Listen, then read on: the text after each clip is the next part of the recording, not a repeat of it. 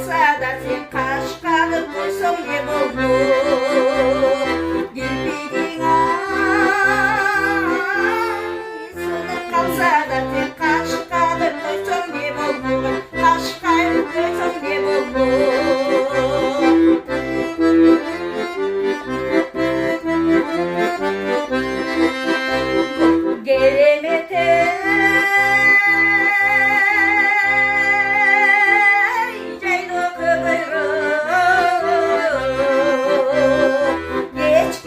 Seni görüyorum kağızına tügüp kalsa da sen kaç yazıp koysun ne olur? Kağızına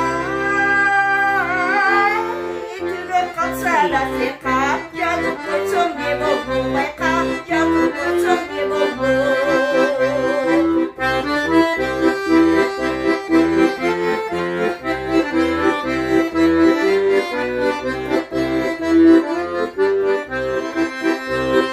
Gözlerin ay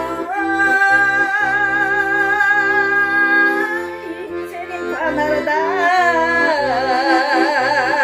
kıymaldım sana bağlalday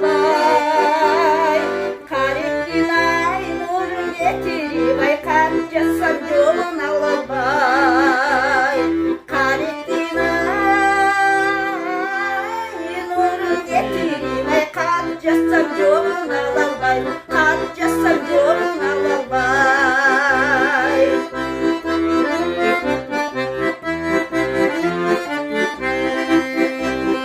Cürgönüme caylo koydum